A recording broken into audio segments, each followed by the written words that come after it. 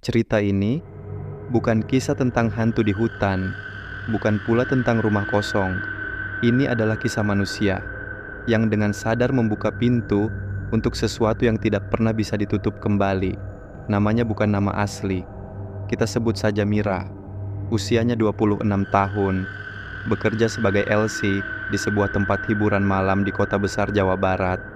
Dan kisah ini aku dapat langsung dari mantan manajernya yang sampai hari ini masih trauma setiap mendengar suara tawa perempuan di malam hari. Awalnya, Mira adalah perempuan biasa. Wajahnya tidak jelek, tapi juga tidak menonjol. Di dunia hiburan malam, itu artinya satu hal, mudah tersingkir. Di tempat itu, cantik bukan soal wajah. Cantik adalah senjata, dan yang tidak punya senjata akan kelaparan. Mira sering kalah saing, tamu memilih LC lain. Tip kecil, komisi nyaris tidak ada. Sampai suatu malam, ia menangis di ruang ganti. Dan disitulah, seorang LC senior mendekatinya. Perempuan itu dipanggil Tante R. Umurnya hampir 40, tapi kulitnya kencang, tatapannya tajam, dan setiap tamu selalu memilihnya. Dengan suara pelan, Tante R berbisik, "Kalau kamu mau laku, kamu harus berani bayar harganya." Mira mengira itu candaan, sampai Tante R berkata, "Aku pasang susuk." Sejak malam itu, pikiran Mira berubah. Beberapa minggu kemudian, Mira ikut Tante R ke sebuah rumah kecil di pinggiran kota. Rumah itu gelap, bau kemenyan kuat, dan seorang dukun perempuan tua menunggu di dalam. Dukun itu tidak banyak bicara.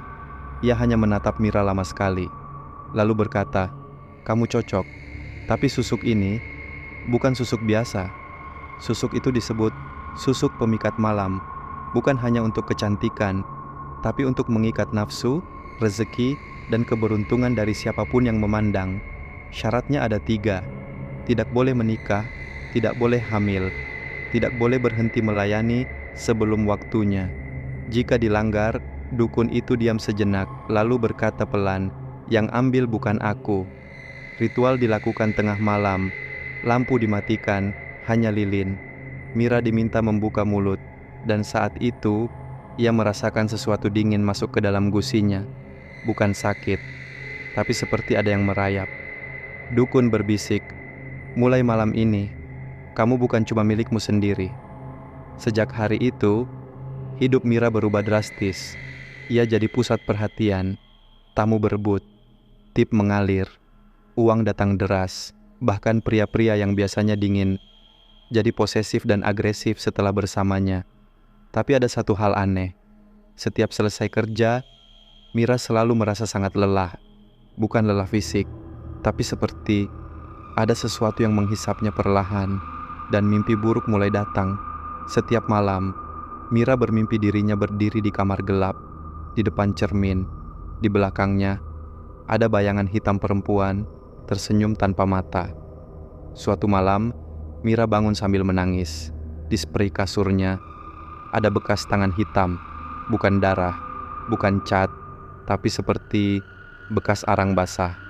Ia mulai sakit-sakitan, berat badan turun, sering muntah, dan anehnya, setiap kali ia mencoba berhenti kerja, tubuhnya demam tinggi dan berhalusinasi.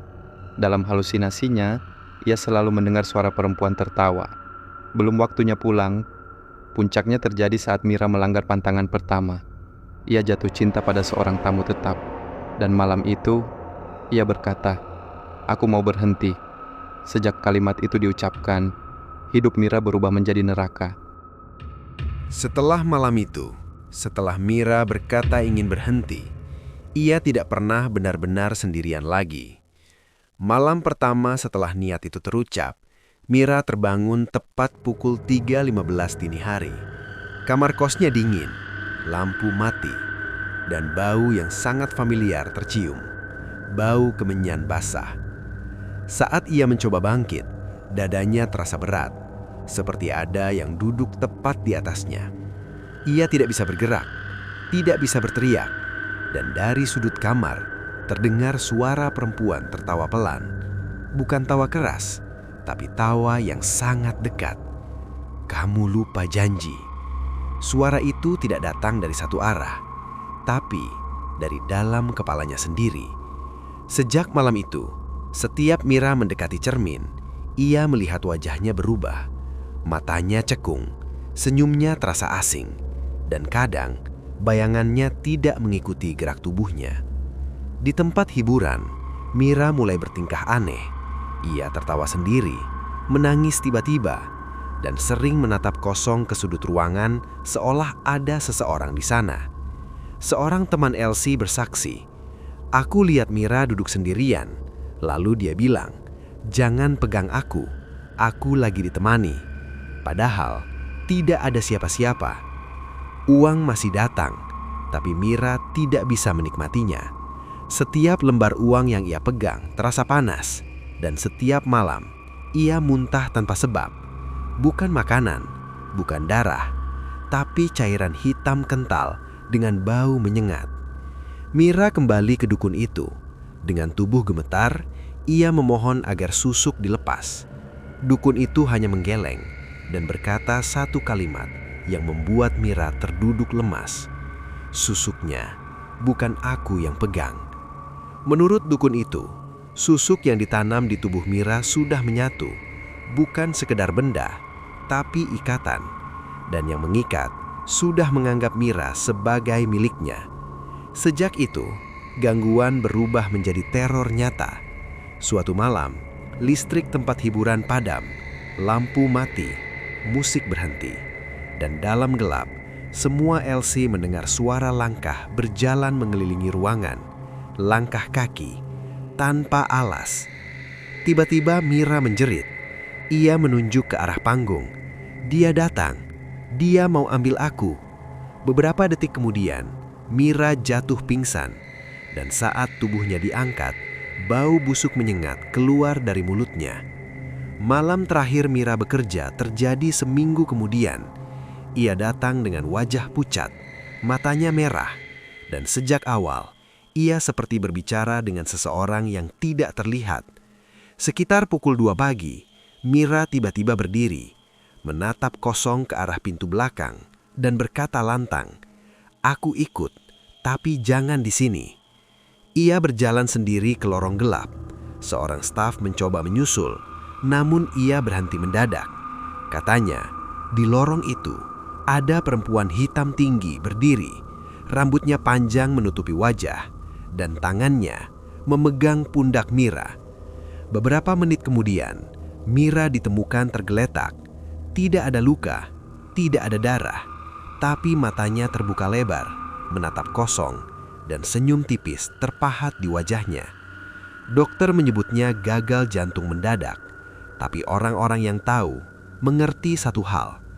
Saat jenazah Mira dimandikan, orang yang memandikan melihat sesuatu keluar dari gusinya. Benda kecil, hitam, dan bergerak seperti makhluk hidup. Dukun yang dipanggil hanya berkata, akhirnya dia dibawa pulang.